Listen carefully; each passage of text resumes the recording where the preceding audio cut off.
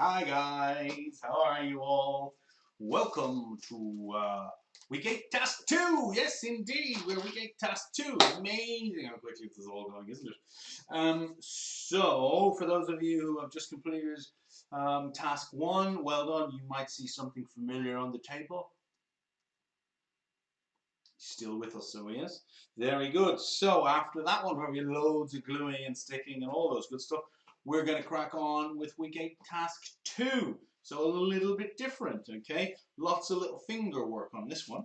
So find your bags. All you will need is the bag in this one. As always, I'm going to be going through it in real time for me here. If I'm going too fast for you guys, just pause me and take your time with it, especially on this one. You know, the more time you can take with this one, it's a good one. So let's have a look. Now, before, I know we normally pour everything out and we dive straight into the bags. This is a little bit different, this one. If any of you have had a sneaky look, you'll see why. So the first thing you're going to do, and big people, this might be one for you guys, okay, is just take out these, okay? So you should have some pipe cleaners in there. Now, you'll also see if you look in there, it's a little bag full of beading treats. Because we're going to do some beading today. So, if you have a bowl handy, then it's good to pour these into the bowl. If you don't, and you don't want to run off and look for one, or you're doing it in grandma's house or something, there's a couple of things you can do. So one is, and probably the easiest thing is, if you tear the bag that I've sent you, just the whole top off it, just like that, and recycle that one, and then you open this one up and just kind of push it down. You can kind of turn it into a little bowl where you have easy access to all of the lovely beads inside, okay? Now, for this purpose, just so you guys can see what I'm doing, I am going to pour mine out. So just, you don't have to. They will roll and go all over the place.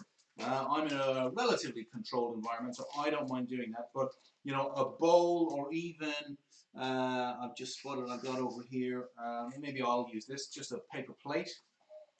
You can use that. In fact, there might even be a paper plate in your packs for another task, but you could use it if you want to.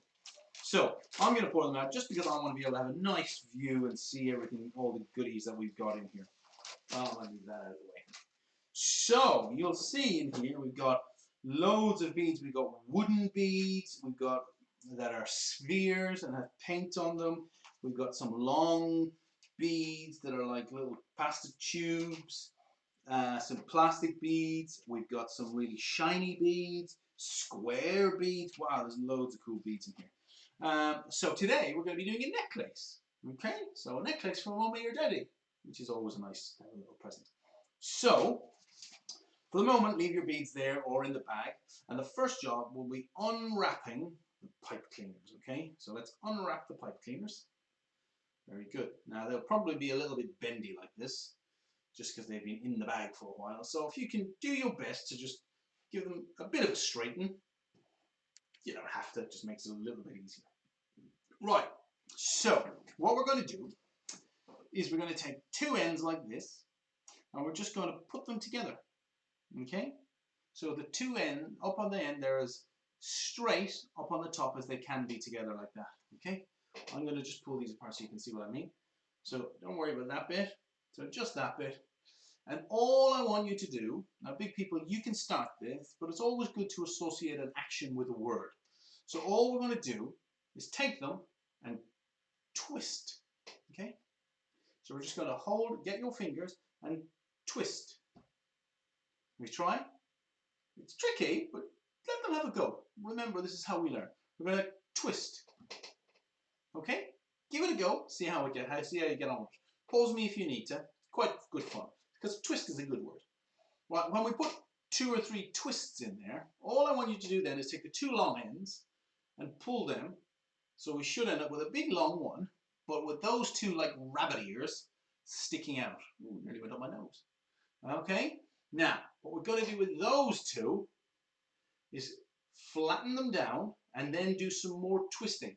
So we're going to twist the two little short pieces over the long pieces, so we end up with a nice, flat, smooth, long piece. Okay? It's a bit tricky, that, so take your time with it. How you get here is not really important in terms of getting the long piece, but what we want is it so if you pull it, the ends that we've twisted together won't pull apart. The other good thing about this is it shows us where that piece is going to be all bumpy in the middle. That tells us basically where the middle is, okay? Which is always good. Right, now that we have the hard bit done, we go on with the fun bit. So, we're basically beading. It's quite simple. It's good fun. And you can do it. There's lots and lots of different ways to do it. I'm going to show you how I like to start off, and then you guys can do that. You don't have to do it as complicated as me, but if you want to, you can. So what I always like to do is I like to look at all my beads and see which one do I think is either the biggest one or the brightest one, or the one that I like the best. And so of all of these beads, I quite like this pinky one, okay? I like pink color. So I'm going to take this bead and nice and gently, I'm going to hold the bead in one hand, I'm going to hold my pipe cleaner in the other. It doesn't matter which end you use. And I'm just going to push the pipe cleaner all the way through the hole. And I'm going to pull. So you can see it. I'm going to pull my pipe cleaner right down to that bumpy bit where I joined the two together. So right in the middle. Okay? Now to keep this one in the middle, this is where it gets a little bit complicated, but I like to do this because it makes a nice center point for me, is I just like to bend those two up and then put another twist. So twist these two around. So what it does is it holds that bead in the middle perfectly in place. So that won't move now, no matter how you pull it. I'm going to show you up close. So it's only one twist, but what you end up looking like is basically the pipe cleaners twisted around the bead. And what it means is it allows us the ability, when we are sliding the beads on, to not have that one move around, which for me works really, really well. Now I know it might seem a bit tricky, but give it a go. I think it'll work out really, really well. Now after that, it's totally up to you guys. So as you can see, you've got long beads, square beads, shiny beads. All I will say is that the way I like to bead is if I put one bead, so I'm just going to pick a bead, I'm going to pick one of, I'm going to go for a blue one, little blue bead, and I'm going to put it on one of the ends of the pipe cleaners, push it all the way down, down, down, down, down, down, down. Now I'm going to put one on the other side now. So what you put on one side, put on the other side. That always means that you're going to have the same amount on each side, which makes it nice and even, and it means that you won't run out of beads, because you don't want to put a whole load of beads on one side and then find out that you've only got enough to fill a few on the other side. So if we do one on the left and one on the right, depending on which way you're looking at me, left, right, okay, and then you can do a nice order. So if you do 1 and 1 and 2 and 2 and 3 and 3, and that's a really, really nice way to do beading, okay? And all we're going to do is keep beading. Now, for slightly bigger people, the best way to do it is to hold the end up nice and close, then choose your bead, hold it, push it through, hold that one and pull it down. For smaller hands, for slightly smaller fingers, just hold that one up nice and close and let them have a go. One bead at a time now, big people.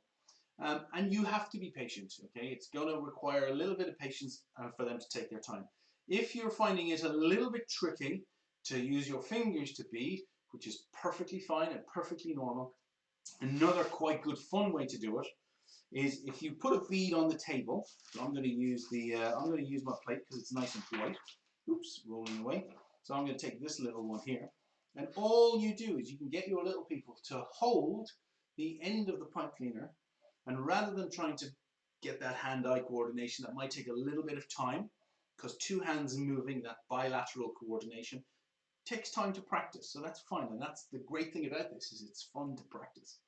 And all you do is leave it on the table and just practice our hand-eye coordination, and we push the pipe cleaner into the hole. And what happens is it sticks onto the end, just making sure you guys can see that. It sticks onto the end, and then you can push it down, just like that. And we go down.